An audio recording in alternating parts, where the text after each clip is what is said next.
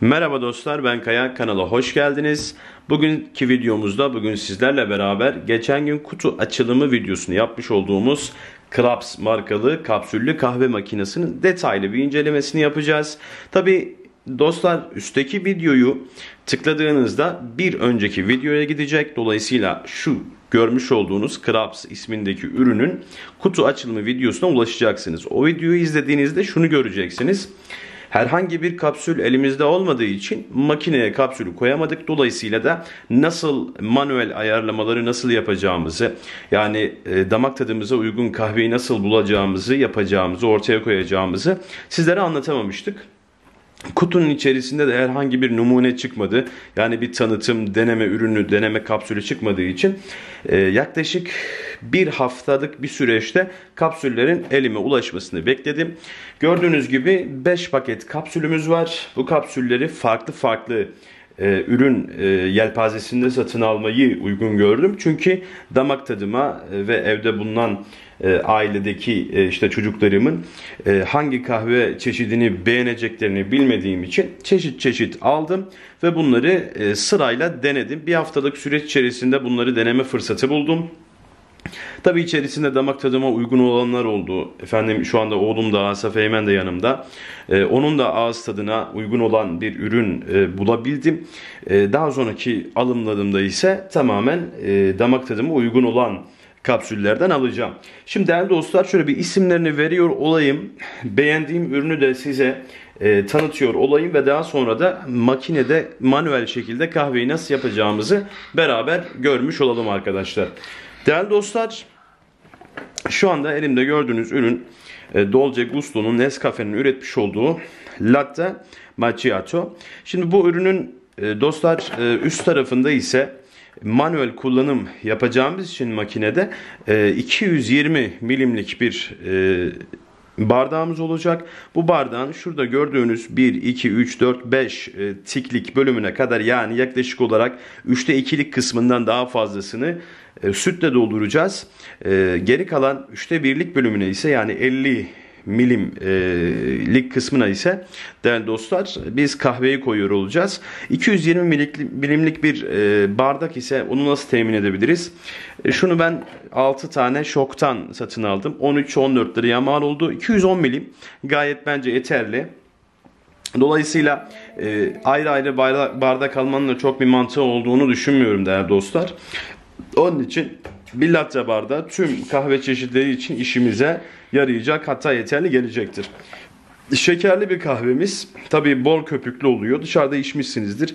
Benim kahveyle çok fazla aram yoktu. 1,5 yıl önce Bosch'un Tassimo ismindeki kapsüllü kahve makinesini alana kadar. Tabii detaylı hangi kahve daha güzeldir, daha kötüdür, bunun yorumunu yapamayacağım. Çünkü bu işte üstad değilim. Buradaki amacım şu makineden alan arkadaşların kullanımını nasıl yapabilirliğini gösterebilmek ve aldığım kahve kapsüllerinin hangi siteden aldığımı, hangi fiyat bandında satın aldığımı ve nasıl yapıldığını sizlere göstermek maksadıyla bu videoyu çektiğimi de özellikle sizlere belirtmiş olayım.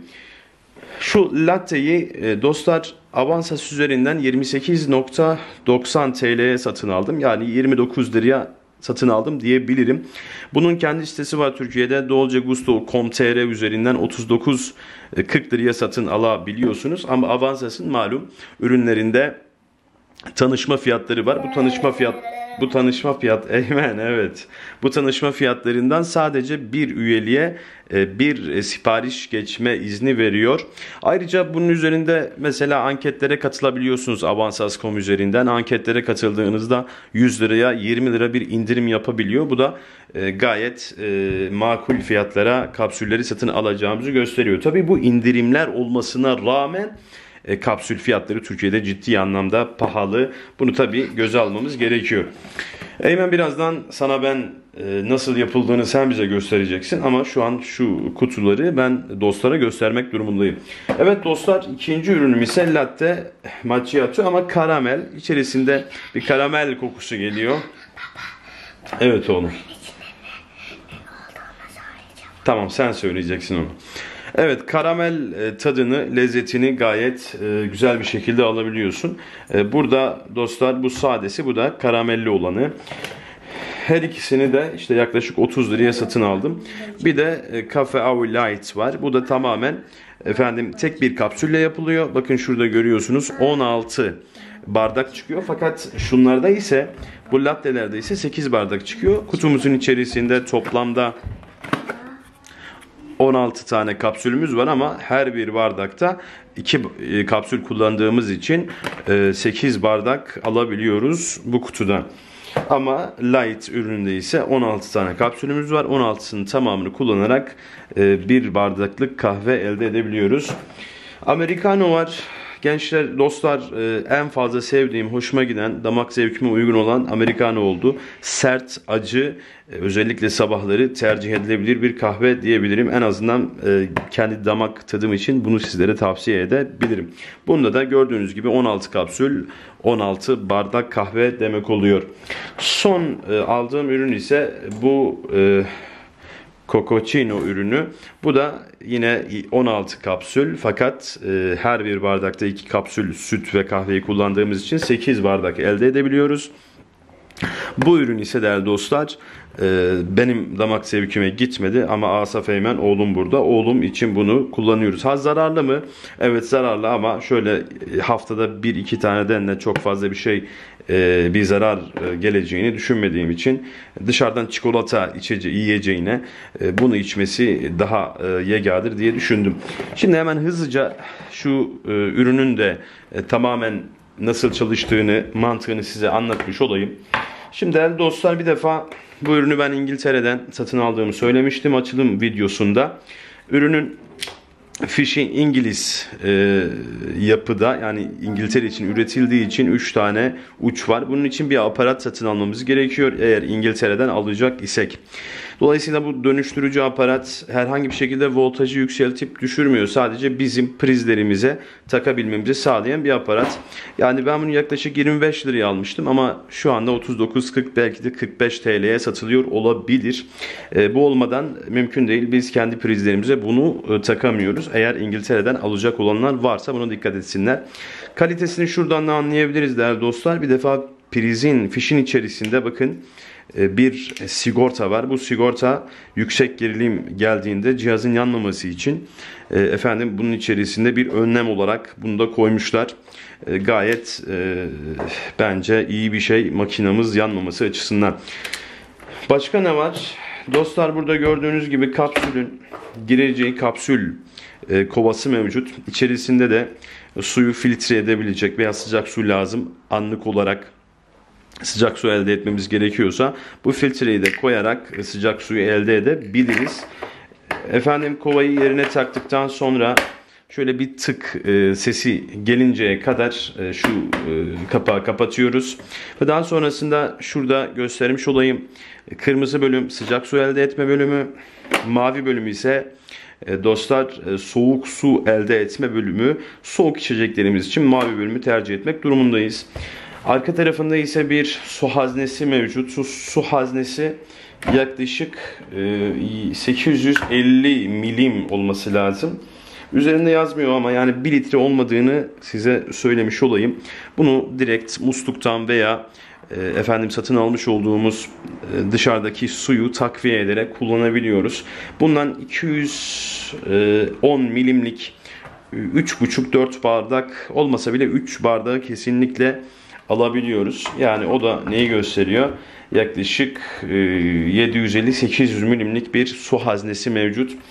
Hemen şöyle fazla zamanınızı almadan ben fişi prize takıyorum ve kahveyi yapmaya geçelim. Evet. Şimdi oğlum için Cococino yapmayı düşünüyorum.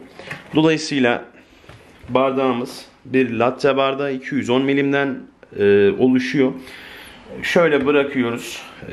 Şuradan 2 tane kapsül alıyorum. Bir tanesi süt kapsülü. Bir diğeri ise gördüğünüz gibi kahverengi olanı kahve kapsülü. Evet Eymen, onu kovaya yerleştir. Şöyle kameranın yanına getir. Dostlarımız görsünler. Bakın şurada biz bardağın 2, 4, 6, 7 yani 7 tikten 3'üne kadar dolduracağız. Sütü o şekilde vereceğiz. Evet, kapsülü şurada kovaya yerleştiriyoruz. Şu 7 birimlik bölümün 3 birimini süt için kullanacağız. Evet Eymen, onun yerine yerleştir. Evet, kovayı yerleştirdik. Daha sonra kapağını, güvenlik kapağını kapatıyoruz. Bu şekilde de bir iğne var. Bu iğne yoluyla dostlar kahvenin kapsülünü deliyor ve içine 15 barlık bir suyun girmesini sağlıyor. Evet Eymen, kırmızıya al onu oğlum. Tabi oğlum da yaptı. Makineyi çalıştırmamız lazım. Burada görüyorsunuz kırmızı düğme, on off düğmemiz kırmızı yanıyor. Onun yeşile gelmesini bekleyeceğiz. Bu arada dolayısıyla suyu ısıtıyor. Şu anda açsak bile su gelmeyecek. Dolayısıyla yeşil ibare geldikten sonra artık kahveyi yapmaya başlayabileceğiz. Evet, hala kırmızı yanıyor. Onun yeşile dönmesini bekliyoruz dostlar. Evet, şu anda yeşile döndü ve hemen ilk başta sütü bırakıyor dostlar. Gördüğünüz gibi şöyle biraz yakınlaştırmış olayım.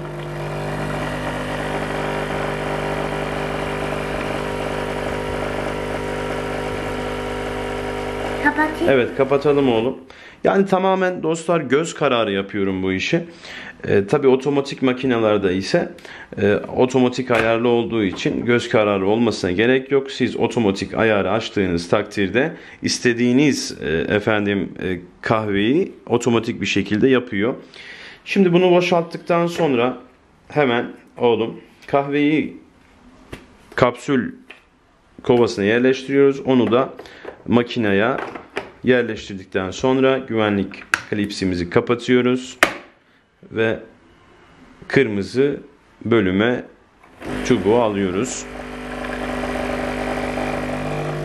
Şöyle biraz daha yakınlaştırmış olayım. Evet, kapatabiliriz. Evet dostlar, gördüğünüz gibi kahvemiz hazır. Cappuccino. Bu içerik olarak süt ve kahveden, daha doğrusu çikolatadan oluşuyor. Evet. Çikolatadan oluşuyor. Yani içerisinde kahve olabilir ama yoğun olarak bir kahve kokusu var, kahve tadı var. Özür dilerim, bir çikolata tadı var. Dolayısıyla çocuk bunu sevdi. İşte haftada 1-2 defa çocuğa içirmekte bir sakınca görmüyorum. Tadı da güzel. Dışarıdaki farklı ürünleri, zararlı ürünleri yiyeceğine en azından bol sütlü bir içecek içmesi daha uygun diye düşünüyorum. Evet dostlar, bugünkü anlatacaklarımız bu videoda bu kadar. Videoyu rica ediyorum beğenmeyi ve abone değilseniz de kanalıma abone olmanızı sizden rica ediyorum. Benim kanalıma da abone olun. Evet, Asaf Eymen'in kanalına da abone olun. Ben size iyi akşamlar diliyorum. Esenle kalın, hoşça kalın arkadaşlar.